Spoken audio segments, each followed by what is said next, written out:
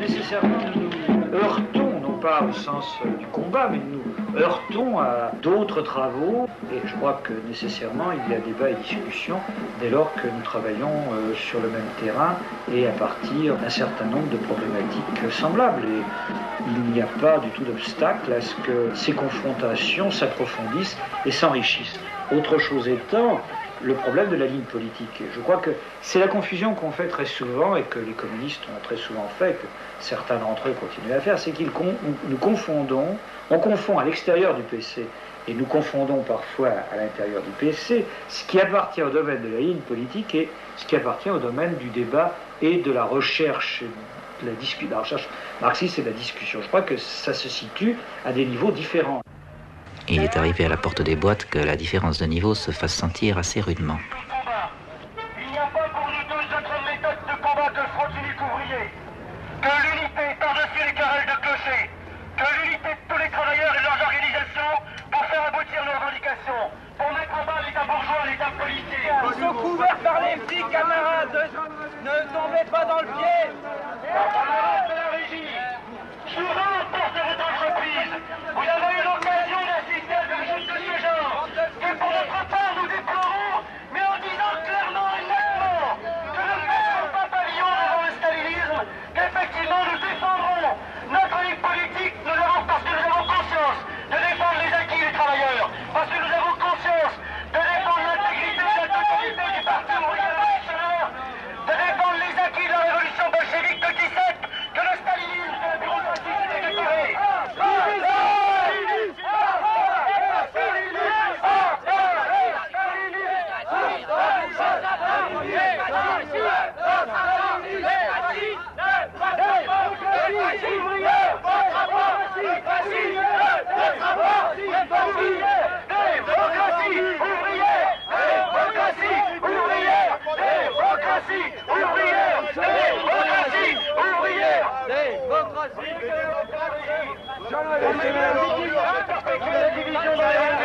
Il y a 2 ans, Voyez, camarades, la manière dont on essaye, par-dessus toutes les querelles, par-dessus toutes les provocations,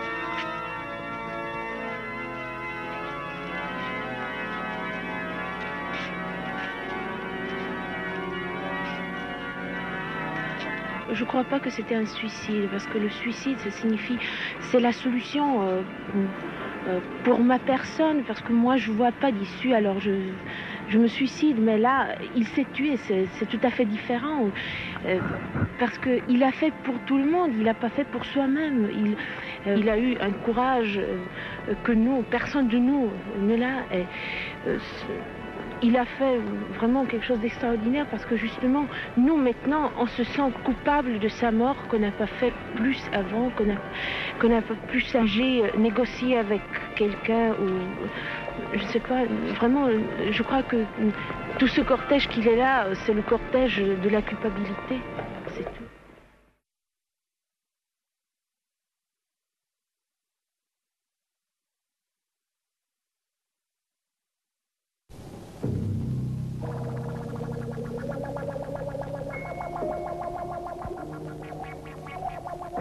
Un jour, on a reçu ça.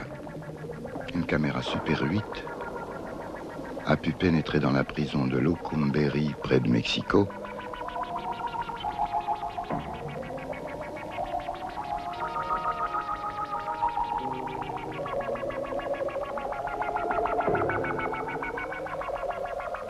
Une autre fois, c'était une bande magnétique avec la voix de Solzhenitsyn.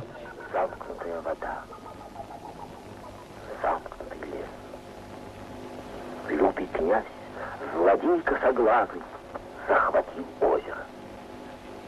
Вот следы. Кто-то костер раскладывал. Придушили вначале и выгнали. Озеро пустынное. Милое озеро. Родина. Et une autre fois. Mesdames, Mesdemoiselles, Messieurs, téléspectateurs et téléspectatrices de France, je vous salue de Persépolis. La France vient de prendre l'antenne. Le premier plan que vous avez vu, c'était Leurs Majestés impériales, le Shahin-Shah et la Shabanou, qui reçoivent les hôtes augustes et illustres de tous les pays, les rois, les princes, les chefs d'État, au pied des ruines de Persépolis. Persépolis, la Versailles antique. Quelle image! La Shabanou d'Iran et M. Podgorny, président de la République du RSS, et le maréchal Tito et Madame Tito et tous les chefs d'État, beaucoup de chefs d'État d'à peu près tous les pays du monde. Jamais il n'y a eu, je crois, autant de têtes couronnées, jamais autant de chefs d'État réunis, tandis que deux héros, H-E-R-A-U-T-S, viennent d'annoncer à leur souverain le début de la cérémonie. Les héros viennent donc annoncer à Sa Majesté impériale le Shahin-Shah, Ariamer, c'est-à-dire lumière des Ariens, que les fêtes sont prêtes. Roi des rois, lumière des Ariens. C'est ainsi que commencent également les déclarations d'allégeance que la police iranienne essaie de faire signer aux familles des condamnés en échange de la clémence du souverain, qu'on voit ici revêtu de son gilet pare-balles. Coiffé par un coiffeur français, et toutes les dames importantes qui participent à ces cérémonies ont été coiffées par un célèbre coiffeur parisien et ont été maquillées. Lorsqu'on s'engage dans une activité révolutionnaire sur n'importe quel pays, on risque non seulement d'être réprimé, mais la mort.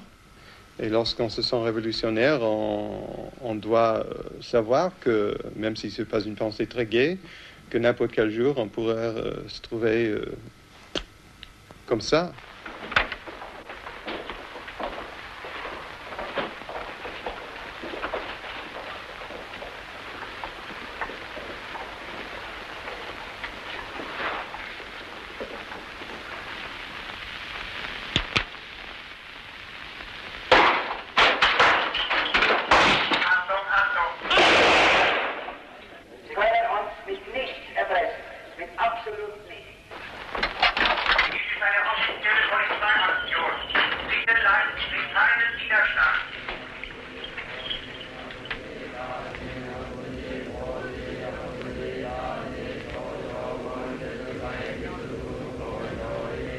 Ulrike, Tania. Sarita.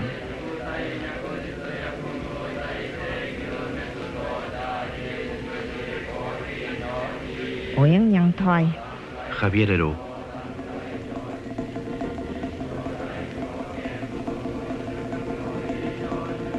Malcolm X. Camilo Torres.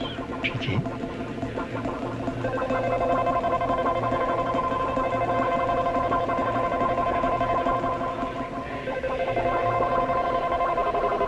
Victor Jara.